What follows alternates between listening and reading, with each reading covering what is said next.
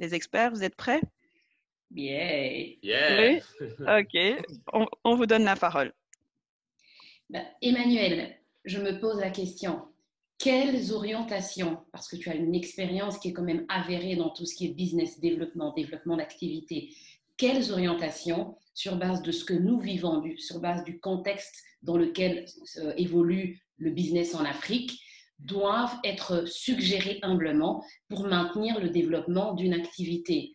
Qu'est-ce que tu as à nous dire par rapport à ça? Très bonne question, Alexandra, et merci.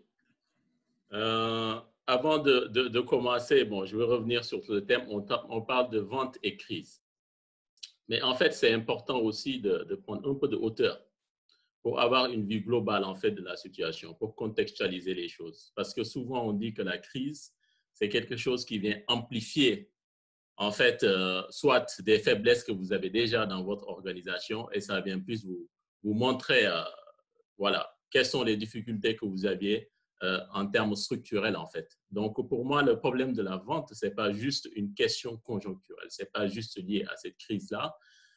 Pour vous expliquer ça, j'aimerais en fait qu'on rentre dans un cas pratique, vraiment quelque chose que j'ai eu à faire avec beaucoup d'échanges avec des économistes. Dans un des pays, on va dire, qui est un pays de référence aujourd'hui, c'est un pays qui est cité vraiment comme un modèle africain à suivre. Et ce pays, d'ailleurs, vient de passer troisième économie d'Afrique subsaharienne. Donc, je parle du Kenya, bien évidemment. J'ai eu à travailler beaucoup au Kenya ces dernières années. Et dans ces travaux, en fait, on a eu à étudier un peu la structure, parce que pour comprendre vraiment ce problème structurel de la vente, il faut étudier la structure, en fait, des entreprises. Et je pensais que le Kenya, c'est vraiment un très bon exemple pour montrer cela. Juste, Alexandra, revenir sur le slide d'avant. Parce que c'est bien quand on parle de structure d'entreprise, quand on parle de MPME, de micro, petites et moyennes entreprises, qu'on commence tous par la même définition. Donc, il faut qu'on parte de la même définition, sinon ça peut créer des confusions. Donc, c'est pour ça ici, je vous ai mis en fait une définition, on va dire, standard qui est utilisée. C'est une définition de AFC, donc SFI en français. Donc, la Banque mondiale qui donne cette définition standard de ce qu'on appelle une micro-entreprise, une petite entreprise et une entreprise moyenne. Donc, il faut qu'on parte de cette définition-là. Quand je dis micro ou petite ou moyenne entreprise, c'est vraiment de ça dont on parle. Après, cette définition, ce n'est pas le débat aujourd'hui. C'est quelque chose qui peut évoluer d'un état en autre, d'une structure en autre. Et même les banques, des fois, ont leur propre définition, en fait. Voilà. Donc, on peut partir maintenant sur la structure des entreprises au Kenya pour voir les chiffres dont on parle. Il faut savoir qu'au Kenya, aujourd'hui, donc ça, ce sont les statistiques du Bureau des statistiques nationales là-bas au Kenya. Il y a 7,4 millions de MPME au Kenya, dont 1,6 million qui sont formalisés. Donc, comme vous pouvez bien le voir. Donc, en gros, 79% sont dans le secteur dit informel, même si, bon, j'aime pas ce terme informel, je préfère dire le secteur traditionnel. Et 21% sont dans un secteur plus ou moins formalisé, donc qui constitue ce qu'on appelle ici les micros, les petites et les moyennes entreprises. Donc ici, la première fois en fait que j'ai regardé ces chiffres, j'étais vraiment choqué. Parce que déjà, j'avais une autre image en fait du Kenya, bien évidemment. Mais aussi dans mon esprit, j'ai la structure des entreprises qu'on peut retrouver par exemple en France ou en Allemagne par exemple. Ou sur la droite quand même, la droite est beaucoup moins dégarnie que ce qu'on voit ici. Donc ici, quand on regarde, c'est vraiment le constat qui saute tout de suite aux yeux. Il y a un vrai problème en fait de développement, de croissance de nos entreprises africaines. Donc j'entends souvent dire qu'on va travailler, on va faire le nécessaire, il faut des champions africains, mais en fait, le chemin est encore très, très, très long. On n'en est pas encore là. Est-ce que quand vous regardez ce que je disais sur la droite, on a 99% vraiment de nos micro et petites entreprises ont vraiment des difficultés à atteindre la taille critique. Et donc, il faut déjà atteindre une certaine taille critique pour pouvoir parler de croissance ici.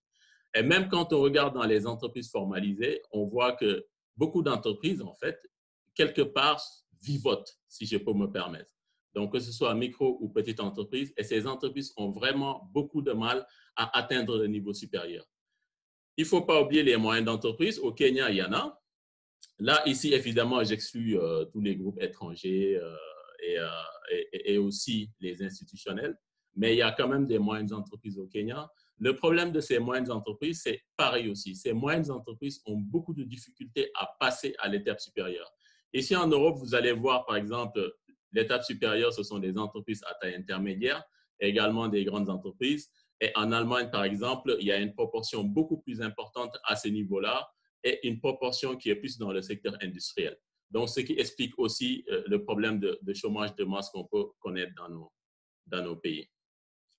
Donc, pour connaître vraiment, pour maintenant rentrer dans les raisons, parce que j'ai discuté avec pas mal de personnes là-bas, des experts, des économistes, pour comprendre vraiment les raisons derrière, il faut comprendre en fait de quel type d'entrepreneur dont on parle ici. Si on revient sur le secteur que j'appelle traditionnel donc, ou informel, les 79%, il faut savoir qu'ici, on a deux types d'entrepreneurs particulièrement. On a des entrepreneurs qu'on appelle hashtag entrepreneurs. Donc, hashtag entrepreneurs, ça, je vais vous laisser deviner de quel type d'entrepreneur dont on parle. Souvent, ce sont des entrepreneurs d'ailleurs que je reçois beaucoup de leurs business plans et autres. Donc, pour me demander si je peux les aider à trouver des financements, etc. Mais souvent, quand je pose la question, combien de ventes vous faites actuellement? À la place d'un chiffre, en fait, j'ai de la littérature. Donc, ça vous explique en fait de ce type d'entrepreneur. Mais bon, il ne faut pas être non plus méchant. Hein, il faut commencer quelque part. C'est une bonne chose. Après, derrière, on a les entrepreneurs qu'on appelle lifestyle entrepreneurs. Moi, quelque part, je faisais un peu partie de ce lifestyle entrepreneur. Et je dirais même que j'en fais toujours partie, en fait. Le lifestyle entrepreneur, c'est un peu l'entrepreneur comme Guy, après plusieurs années de loyaux services. On s'est dit, écoute, j'ai quand même assez de niveau maintenant, de qualité, de compétences. Et je pense qu'avec le réseau d'amis que j'ai, je peux avoir ma petite structure et faire mon business moi-même et en même temps avoir un meilleur équilibre, peut-être vie familiale, vie professionnelle, tout ça. Donc, le lifestyle entrepreneur, en fait, quand il commence, il n'est pas du tout dans l'esprit de développer quelque chose d'extraordinaire. En fait, il n'est pas dans cette ambition. Il veut juste arriver à vivre un peu de son activité. Ce qui est aussi un bon point de départ, en fait. Sauf que ces entreprises, souvent, restent juste à ce niveau-là et continuent à vivoter. Et dans ces 79%, vous allez trouver aussi beaucoup d'entreprises inactives.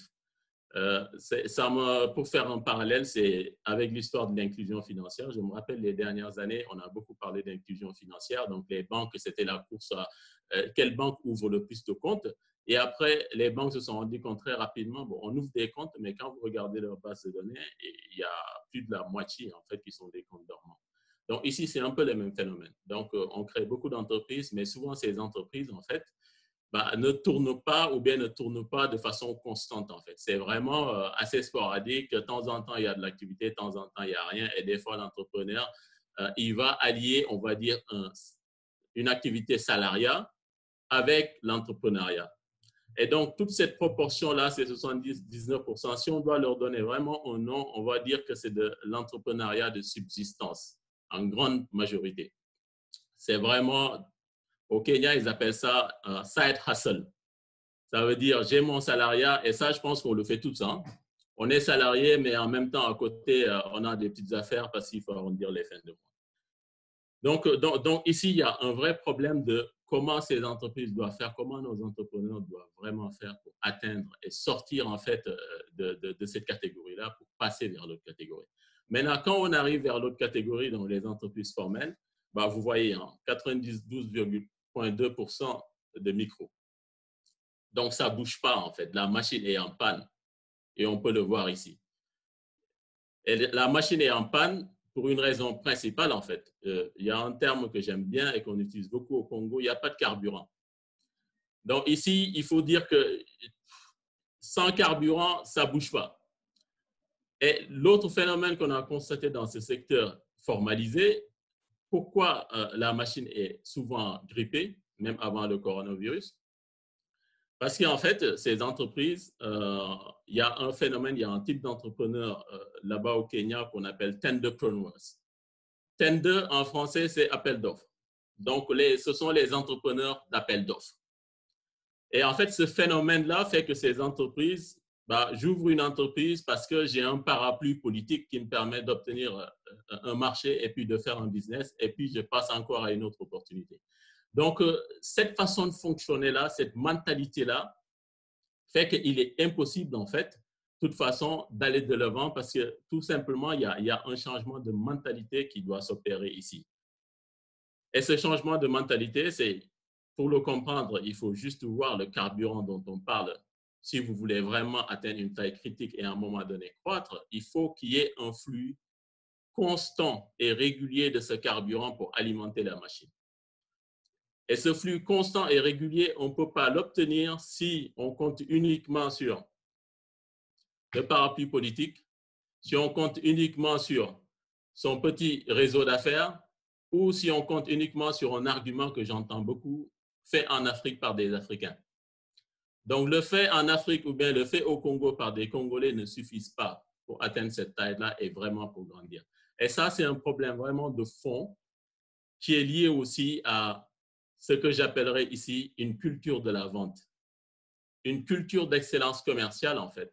Il y a une discussion que j'avais eue au Kenya avec pas mal d'entrepreneurs et ils m'ont tous dit, écoutez Emmanuel, les banques nous ont oubliés en cours de route. Et quand on dit cette culture commerciale, cette culture du client, en fait, je dis nous parce qu'en tant que banquier, je suis aussi là-dedans. Et je vais vous dire, en fait, on a oublié le client en cours de route. On l'a laissé quelque part. Et donc, pour que vraiment qu'on résout ce problème culturel, je pense qu'il faut qu'on ramène le client au centre du business, en fait.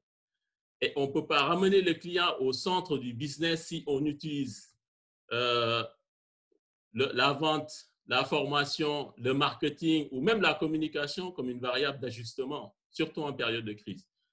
Si on fait le sondage, vous allez vous rendre compte dans toutes les organisations, avec cette crise-là, qu'est-ce qu'on a fait? OK, il faut réduire les coûts.